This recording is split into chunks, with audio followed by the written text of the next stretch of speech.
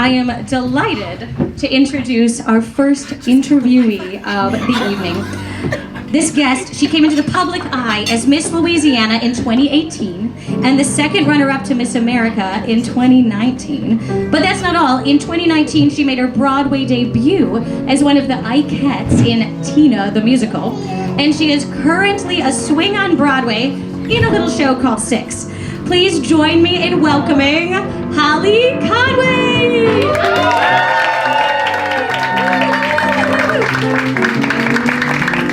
she comes. Hi, where are we going? Oh, she's this way. Oh, I thought you were going to come from there, but that was really surprising. No. Oh my goodness, hi Holli. Hi. Thanks for being here. I'm happy to be here. Why don't you pull up a chair? Okay. We're going to push down a stand. So, Holli, you are actually the definition of our show right now. You're technically between Broadway. She gets it, guys. She gets it. All right, so you are between Broadway. What do you usually do? Like, what's your between Broadway show routine? Do you have one? I guess it depends on whether or not I'm on. So if I'm on in the show, I'll try to do a nice little cool down.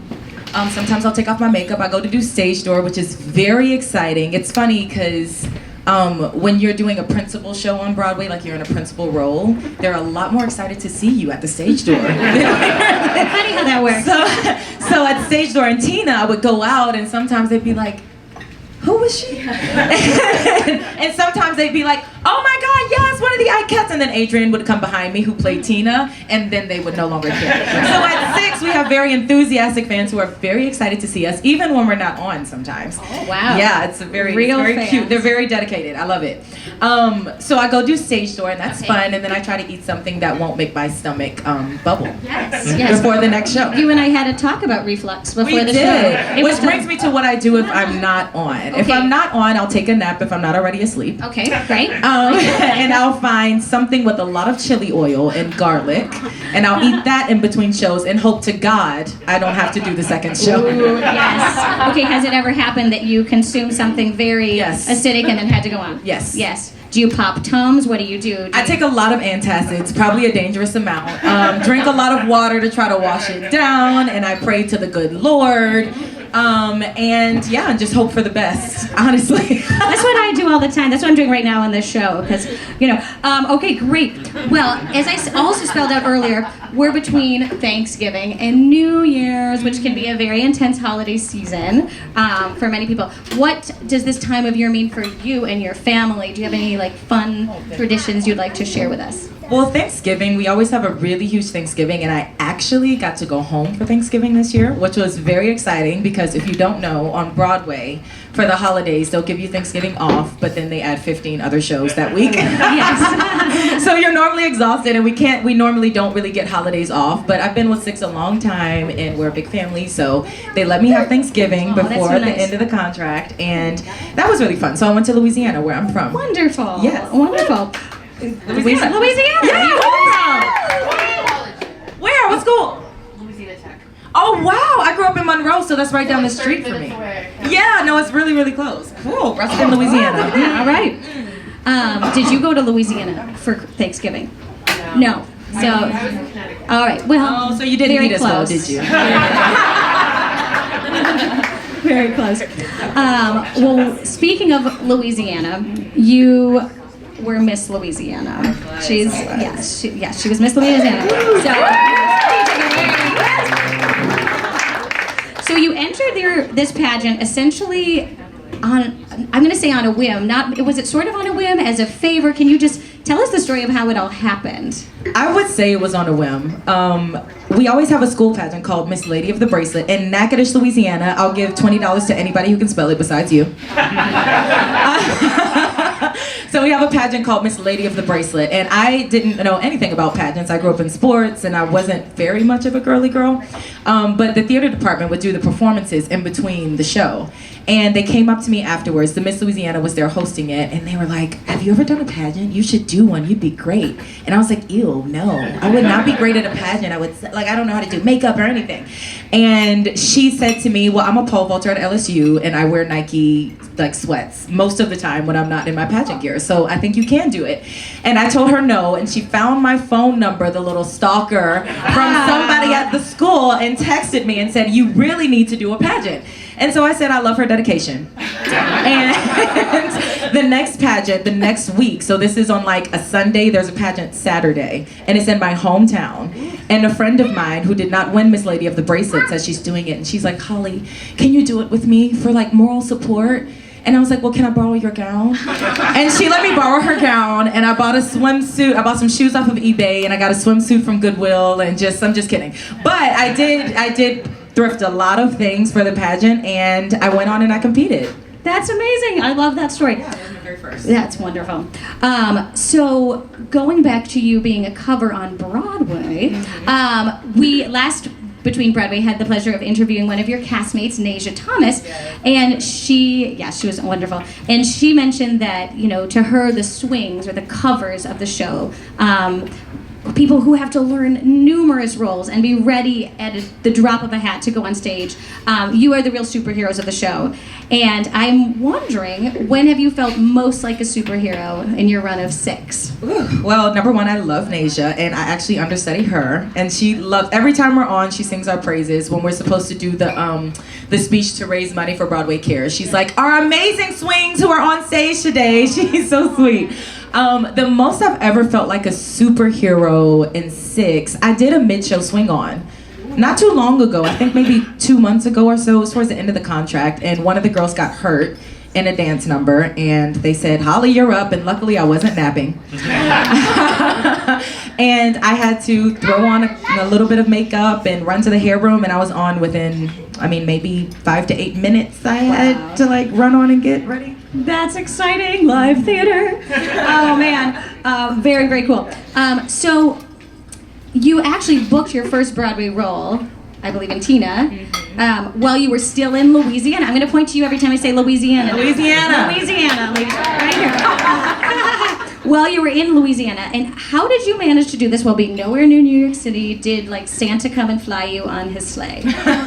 Well, I worked on a cruise ship right after college. That was my first job, and I'd actually stopped competing in Miss Louisiana because I did it 3 times. The first time I was 3rd runner-up, and the second time I was 1st runner-up. And that sounds great, but I'm very competitive, and I grew up as an athlete, and so I was like, whatever, I can't do this anymore. And I was very discouraged, and I also had just graduated college, and I didn't want to stay in Louisiana to compete. So I went and I was on a cruise ship, and I was moving on with life, and I did a workshop, I think that's what it's called, up here, and I auditioned to get an agent. And I ended up signing with Block Talent Agency, which was a huge deal for me. I was like, oh my God, an agent wants me. I don't even live here yet. And I told them, I said, hey y'all, so this is in, the spring. And I say, hey, I'm going back to Louisiana and I'm competing in Miss Louisiana one more time. And if I win, I'll stay in Louisiana for a year. And if not, I'm gonna be up to New York, the next week. And I won. And they were like, congratulations, but I guess we'll see you next year. But they were very supportive, and they continued to submit me for jobs while I was in Louisiana. I couldn't do most of them. And in November, they sent me this tape submission for Tina, the Tina Turner musical, and I just freaked out, and my agent calls me. He's like, this better be good. This is a big audition. This is an original Broadway production, and you've never done any theater professional. This has to be good. So I made sure it was super professional, and I didn't hear anything back until April. Wow. Whoa, sometimes things don't move too fast. No, sometimes you think you gotta know, but if they don't call you and say no, then it's never a no. So that was in November, and months went by and I forgot about it. And in April, they invited me to a dance call. And so I flew up from Louisiana and did the dance call, and then they gave me a final call back the next week. So I had to fly back to Louisiana. Now, being Miss Louisiana does not pay that well. Okay, so savings are gone, honey. Do they at least give you miles? Do they didn't give me any miles or nothing. No. So I flew back to New York and did the final dance call, and I just remember being so nervous and so insecure. These girls, I'm recognizing them from TV and ads and Playbill and all of these things. And I'm like, they're all stretching and doing the splits, and I'm like, I just was so nervous, but it was just, I was in my element. I loved Tina Turner, and I love theater, and I'm very poppy, and so it really worked out. I found out the next Monday that I had booked it, and yeah, I gave away my crown in the end of June, and I flew up to New York at the beginning of August to start rehearsals. That's an exciting summer. Really, yes, that is a round of applause. Awesome. So one more thing about your family that's just like a kind of a family of winners. Your dad was an Olympian in 1988 and 1992. What was his what's his sport? What's his event? He was a high jumper, an Olympic high jumper. Does anybody know the high jump? Yeah. Yeah, it's the pole vault without the pole, right? Does anyone want to guess how high my dad jumped? 7 feet. That's actually really close. My dad was the number 4 highest jumper in the world. He has the fourth highest jump in history. He's still number 1. He has the indoor record in America. He made it at Madison Square Garden, I think. And he jumped 7'10" and a half. Wow. Yeah. And he was actually quite short. I love the story because it's kind of how I feel. I started theater late. I didn't start theater until I went to college, my senior year in high school. And I felt very underqualified, and I always felt too small in theater rooms. And my dad was 6 foot, and high jumpers are typically 6'7", 6'8", gigantic. And so he jumped almost 2 feet over his own head, which is insane. What? Yeah. All right, anybody want to do it? No? Okay. All right, well, after. There's a 2 jump minimum. So he has a bronze and a silver medal, so I'm very proud of him. That is incredible. And you said once that a mentor told you, you don't lose, you learn. Yes. And I really love that. And has there been a time in your life when this mantra has really, really resonated with you and come in handy? Miss America. Miss America for sure. So the woman who actually told me that, her name is Faith Jenkins. I don't know if anyone has ever heard of her, but she had a TV show called Judge Faith. She was a judge in New York City for quite some time, and then she was the judge on divorce court for quite some time. She was the newest judge before the one that replaced her. And she was the second Black Miss Louisiana, and she really took me under her wing along with the first, Nita Whitaker. And she taught me a lot, and she encouraged me a lot. And my year at Miss Louisiana, at Miss America, we really thought I was gonna win. I mean, the entire state just knew it was my year. Everybody was rooting for me. She was rooting for me. She was first runner-up her year at Miss America. And yeah, I just felt really destined to be Miss America because I didn't grow up in pageants, and I had quit before, and I felt called to compete the last time because a Black girl hadn't won Miss Louisiana in 18 years. And the year before, I watched the pageant, and a Black girl was first runner-up, and I remember thinking, I can't cry about not having representation if I'm giving up before, when I still have chances. And so I felt very called to pageantry at that time in my life, and I really felt like Miss America was mine, and I had a good performance, and it just all felt right. And I became second runner-up, which is still really good, but like I said, I'm competitive. So of course I went home and was depressed for like a month. But everything worked out in my favor. I mean, I wouldn't have been able to do Tina. I wouldn't have been able to do this Broadway show. COVID happened that year, so the girl that was Miss America was actually Miss America for like 2 years. And I did not want to do it that long. So yeah, there were a lot of things that I thought were losses in my life, but they just made me so much stronger, and I learned so much from being at Miss America and not winning Miss America. It just taught me a lot, and I'm able to take that in everything that I do. I love that. Thank you, Holly. You don't lose, you learn. Should we all say it together? I won't make you. I'll make you participate more later. I heard some people. That was great. So, here at Between Broadway, we like to create special little games or activities for our special guests. And I don't know if you know this, but we actually have the magical capability here to declare new holidays. So, congratulations, you have a new one. It's called the Jolly Holiday. So, tell us, Holly, in what season does your holiday fall? Winter. Winter, all right. Yeah. You love winter. What month? December. Okay, great. Is it Christmas? Yeah. It is Christmas. I'm a Christmas girl. I love New York Christmas. All right, it's Christmas. So, we have our researcher. We have a researcher just for you. His name is Bill DeSimone, twice on Saturday Productions. He noticed that you are a big cook. You love recipes. You post a lot on your Pinterest about different recipes. You like recipes that aggravate your reflux, as we already know. What would be your ideal Christmas holiday dinner?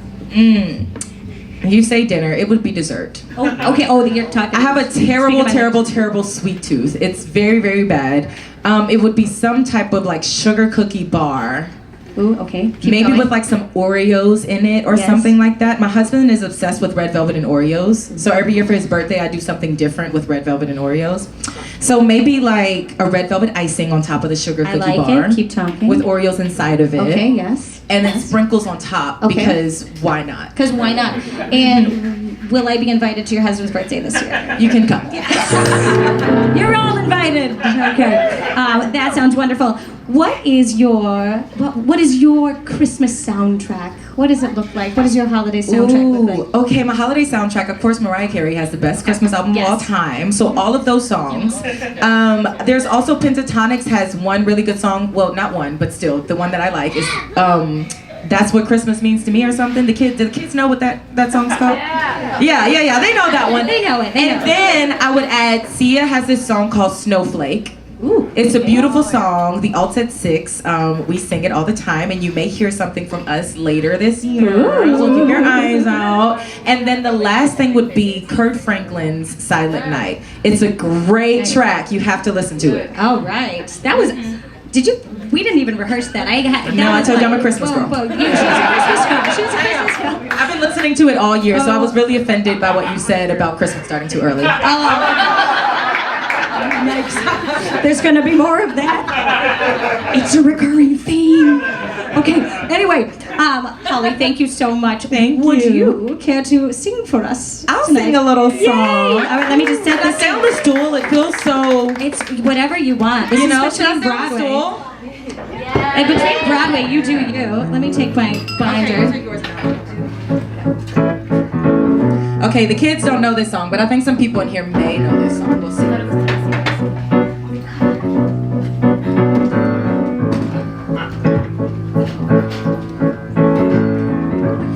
Something told me it was over when I saw you and her talking.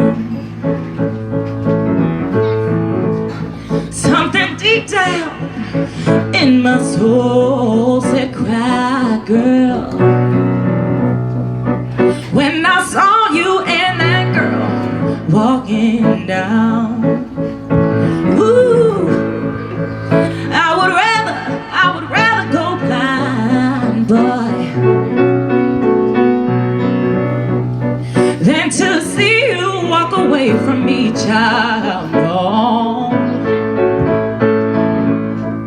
So you see, I love you so much, I don't wanna watch you leave me, baby. And most of all, I just don't wanna be free now. Ooh, I was just sitting here thinking of your kiss and your warm embrace, yeah. When the reflection in the glass that I held to my lips now, baby, revealed the tears that was on my face. Oh, and baby, I'd rather go blind, boy,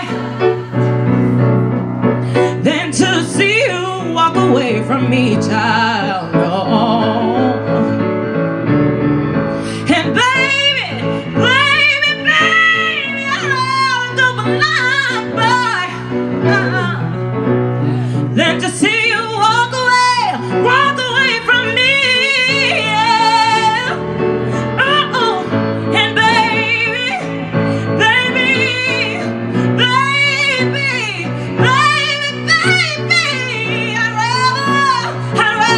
I'd rather be blind, boy.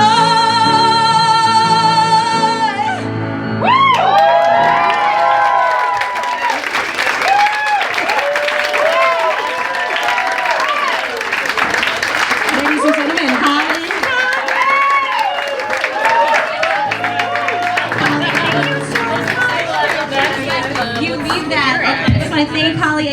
for coming. I'm so excited to see you at your husband's birthday party, and so everybody